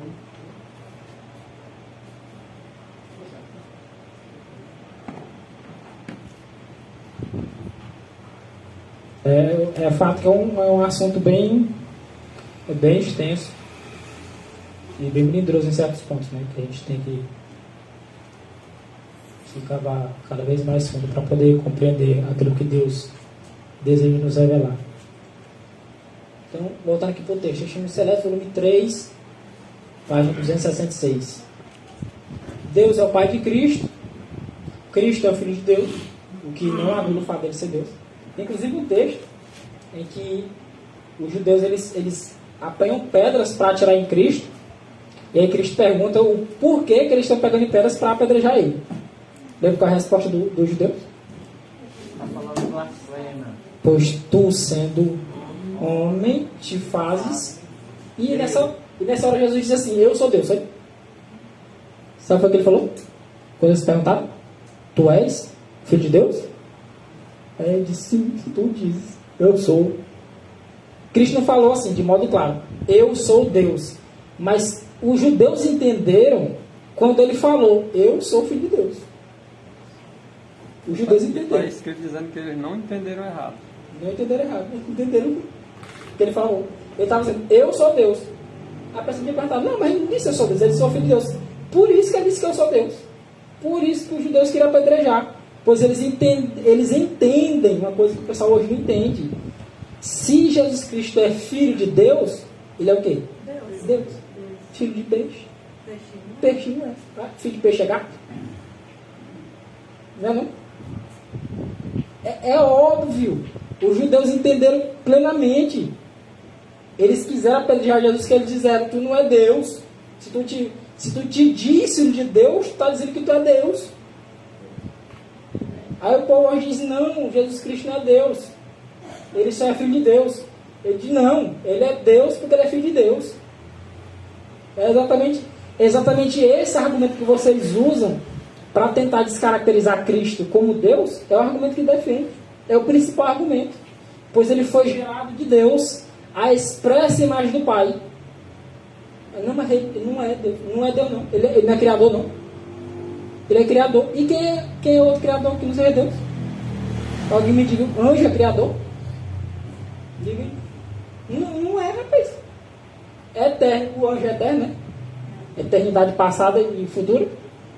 Eu sei que os anjos são eternos, que obedecem a Deus e vão ver para sempre, né? Mas a eternidade passada, o que é que tem? Deus. Como é que alguém é pai da eternidade e não é Deus? Me diga aí como é que é um negócio desse. Tá pensando nisso? Alguém é pai da eternidade, mas não é Deus. E aí tu conseguiu criar uma teoria mirabolante, ó. Já existia. Olha, ele não é apenas eterno, ele é eterno. Nosso Pai é eterno. Está lá no Desejado 493, se não me engano. Ele não é apenas... Como é que seja? Nosso pastor. Nosso pastor, mas é também nosso eterno Pai. Mas ele não é só nosso eterno Pai. Ele é Pai também da eternidade. Como é que alguém é Pai da eternidade? Tente decifrar isso na mente humana. Ele é Pai da eternidade. Ele diz que a eternidade existisse. A gente pode recorrer àquele livro lá daquele pastor que citaste agora há pouco. É só um simbólico. Isso aí não é... Não é? Só te ilustrar. É só para ilustrar só. Rapaz. É porque o cara não consegue compreender o pensamento de Deus expresso. Aí inventa um negócio desse. Precisa de alguma coisa para não ficar em branco. Mas olha essa maravilha, irmãos. Ele é Pai, nosso eterno Pai. Mas ele é Pai da eternidade. Cristo. O pessoal quer aplicar esse texto para dizer que Jesus Cristo não é Deus. Né, irmão? Que está falando de Israel. Rapaz, é sério. Isaías 9,6. Porque um menino nos nasceu, um filho se nos deu, o governo está sobre os seus ombros. E o seu nome será chamado Maravilhoso Conselheiro ou Maravilhoso Conselheiro. Deus forte. Israel é Deus forte. É Pai da eternidade. Israel é Pai da eternidade. Israel são parentes. Mas rapaz, tá vendo como não casa? Não, é Cristo. Agora vê se não se encaixa em Cristo. Compara os outros três. Deus forte, maravilhoso, conselheiro, menino, nasceu como menino. Pai da eternidade. Rapaz, é. E não é Deus para ele, né? Mateus 3, verso 16 e 17. Parece não ter nada a ver com o assunto, mas olha. Sendo Jesus batizado, saiu da água, de dentro da água, e eis que se lhe abriram os céus e viu o Espírito de Deus. Olha, uma terceira pessoa da Trindade. Não, era só a glória de Deus. Em forma de uma pomba da mais pura luz. Desceu sobre ele, e eis com a voz do céu dizia assim, sobre Jesus Cristo: Este é meu filho amado, em quem me comprazo. Com prazer. Ter prazer é em quem se tem alegria. Tá? Com prazer. Com prazo vem de com prazer, tá? Aí o pai ia dizer que era filho dele sem ser. Este é meu filho amado, em quem me comprazo. Mas só por ilustração. Não é de verdade, não. É indignante, né? É de causar indignação. Então, só que a gente passa, às vezes, que a gente fica bem indignado quando está apresentando, e aí os irmãos ficam, irmão, tá revoltado. Eu digo, tu não tá, não. É para achar normal isso aqui. Não pôs as escamas na vista desses teólogos, tá bem grande. Tá grossa um pouquinho. Tá deixando ver, não. O pai, tem texto em que um anjo falou. Né? O anjo disse lá que era o filho de Deus lá, para Ellen White. Primeiros escritos 150, parece. É o filho de Deus. Tem texto em que Marcos fala, Marcos 1, verso 1. Por exemplo, tem texto em que João fala, João 3,16. Mas aqui quem está falando é o pai, gente. E aí? Não, aqui foi homem, aqui foi foi um anjo. E aqui foi o pai, e agora? Como é que faz? Mas aqui foi o pai. Pronto. Aí, o que é que vai falar para tu acreditar? O diabo? É um negócio estranho, né? Não é esse. Ó, portuguesinho. Se não acreditar na palavra de Deus, pode descer um anjo do céu. Vai acreditar? Essa expressãozinha aqui, ó. Este. Fosse esse, não é um desses aqui. Agora este. É como se o pai tivesse decidido. Esse aqui. Um desses. Não. É este. Ele tá dizendo aqui, ó. Esse aqui, em quem desceu essa pomba de glória. Este aí, que vocês estão vendo, é o meu filho amado que ele comprava. O que é que o pai está fazendo? Ele está colocando o selo dele sobre o ministério de Cristo. Está dizendo aqui, este é o meu filho. É este que eu morri por vocês. É este que é Deus. É este que é a expressa imagem da minha pessoa. É só a morte desse que pode salvar vocês. Aí o povo diz, não, mas não é Deus não. É filho só por ilustração. Eu imagino o pai lá no céu olhando para esse povo. É tristeza, né? Alguém diz assim. Mas se ele fosse Deus, ele não tinha morrido. Mas Deus não morreu mesmo, não. Olha os argumentos. Jesus não. Deus não morre. Agora não morreu, né? Ora. Mas quem foi que morreu? O humano? Foi o Jesus humano. Aquele que era imortal tomou sobre si a imortalidade. Por isso que ele morreu. O que morreu? O imortal? Não, o imortal não morre, não. O que morreu foi o mortal. E para ele vir a morrer, ele tem que se tornar mortal. Eis aí um mistério. Mistério da piedade. Eu não sei os detalhes, não. Agora, quem quiser arriscar mesmo, se tiver escrito, arrisque. Eu não vou arriscar, não. Aspecto maravilhoso do plano da redenção. 1 Timóteo 3,16. E este é o mistério da piedade. Deus se manifestou em carne. Agora, por que Deus se manifesta em carne? Tem alguns motivos. Vou citar aqui pelo menos 3, que eu lembro aqui agora. Um dos motivos.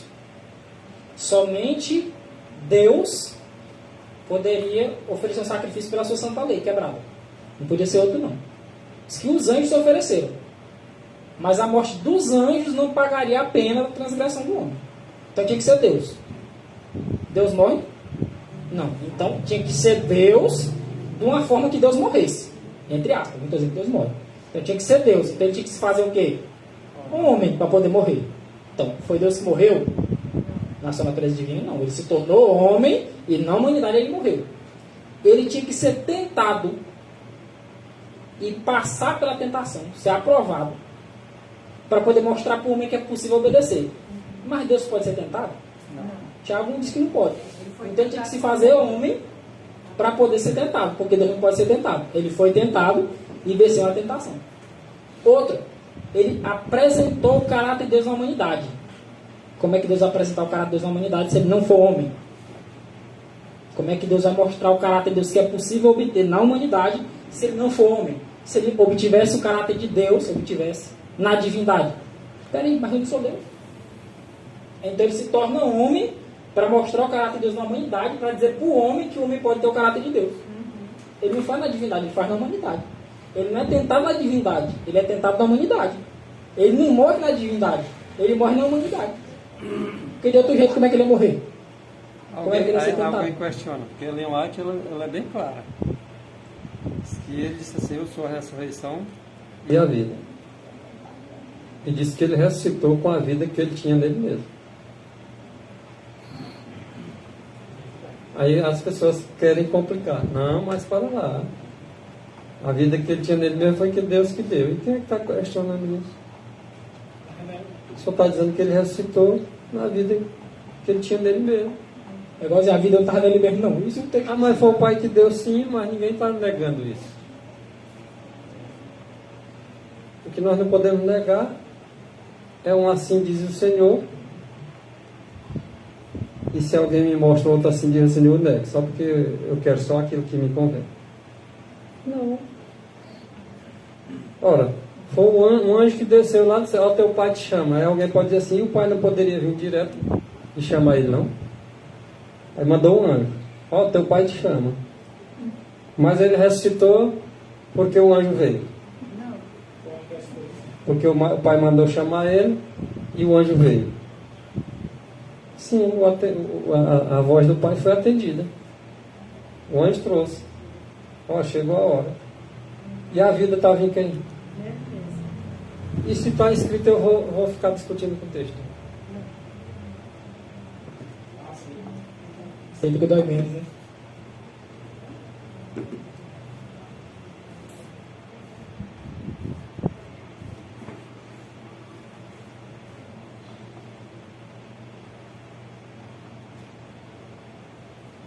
Está aqui Mateus 4, 1 a 3.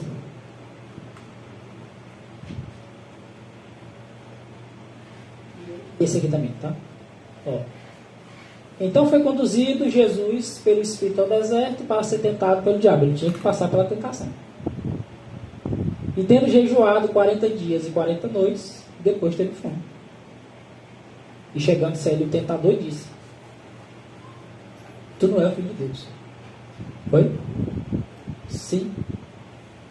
O pessoal hoje não está nem botando em dúvida, não. O pessoal diz: não, não é não, moço, é só ilustração. Satanás disse assim: sim, pois em dúvida, sim, tu és o Filho de Deus, manda que estas pedras se tornem pães. Cristo tornou pedra em pão? Não. Tinha poder para tornar? Não tinha? Sim. Mas se ele tornasse, o que é que ele ia fazer? Ele vai dizer: não, pai. Será que eu sou mesmo? Tenho que provar que sou filho de Deus para... Se tu é homem, o pessoal não tem muito esse negócio. Se tu é homem, tu faz isso aí, diga: pô, eu sou homem, não preciso fazer não. Se tu é homem, tu pula em cima desse negócio bem aqui lá embaixo. Eu sou homem, não preciso pular não. Aí se eu pular, eu estou em dúvida se eu sou ou eu não sou. Oxi, ele não é, a gente convidando para pular de cima do lugar altão, né? Em banho. Se tu fome, tu vai. Eu digo: não, pode ficar lá dentro que você quiser. Isso aí, né? Eu sou homem de todo jeito. Satanás pôs em dúvida a filiação divina de Cristo. E na maneira porque foi sumariamente, definitivamente despedido, teve a irrefutável prova. E é porque Jesus não atendeu ele, não. Deus não transformou pedrinha em pão para dizer, ó, aí ele provou, não. Jesus só disse, rapaz, nem só de pão verá o homem. Toda palavra será a boca de Deus. Tipo assim, eu não preciso te provar. Eu sou filho de Deus. Estou em dúvida não. A divindade irradiou através da humanidade sofredora. E Satanás foi impotente para resistir à ordem de Cristo. Irmão, me permite só um negócio aqui. É rapidinho. Falta 2 minutos ainda. Esse aqui. Disse que ia terminar naquele e eu vou terminar nesse aqui. Agora eu vou. Olha o que vocês dizem. Vida de Jesus 116. O Salvador jamais negou sua missão. Ou seu relacionamento com o Pai. Ele podia ficar calado com um monte de acusação, mas essa assim, tu não é filho de Deus, ele sou. 116. Podia calar-se diante de um insulto, mas sempre falava aberta e decididamente, de modo claro, para não deixar dúvida, quando sua obra ou filiação divina eram questionadas. O que é filiação? É ser filho, meu amigo. É bem simplesinho. Alguém insultava ele, Cristo não entendeu, ficar caladinho. Agora dissesse para ele que ele não estava fazendo a obra de Deus, que ele não era filho de Deus, ele sou. Tu és o filho de Deus, ele não calava não, ele sou. Tu diz. Eu sou mesmo. Podia dar o que desse, sou sim. Responder a ofensa, mas tu és o filho de Deus? Sim, eu sou. Cristo não se calava nesses momentos. Tinha momentos que ele se calava. É igual a gente, tem hora que é pra gente se calar. Tem hora que a gente fala é de precipitado que a gente é, né? E tem hora que é para falar, não fala. Não é para falar. De novo, muitos insultos, Cristo ficava o quê? Calado, estava lhe chamando de feio. Aí você, não sei o que, zanga logo, vai falar um bocado de besteira. Cristo. Isso é uma demonstração para na hora dos insultos, a irmã Durante ficar calada. É para irmão dele, pro irmão Maurício, muito de irmão. Para ele ficar, ó. Rapaz. Agora vai ter hora que diz, tem que ficar calado. Não. Agora que é diferente. Estou falando uma mentira aberta contra a palavra de Deus. Agora é hora de não calar. Tem hora que o silêncio é ouro. É eloquência. Mas tem hora que o silêncio é covardia. Né? Tem hora que as palavras são igual o prato escolhido, né? Mas tem hora que é uma faísquinha, né, na floresta, tocar fogo. Temos que nós possamos, de fato, como Cristo, defendemos a filiação divina de Cristo. Temos convicção, mediante o que está escrito, de que Cristo é, de fato, o Filho de Deus, Filho literal, gerado do Pai. Como? A gente não sabe. Mas que Ele é o Filho de Deus, Ele é. E a nossa salvação reside no fato dele ser Filho de Deus. Porque Deus se manifestou em carne assim, na pessoa de seu Filho. E nós vimos o Filho de Deus como Filho do homem. E essa é a razão da nossa salvação, tá? Que Cristo seja glorificado em nossas vidas e em nosso testemunho. Amém. Amém. Glória a Deus. Vamos orar?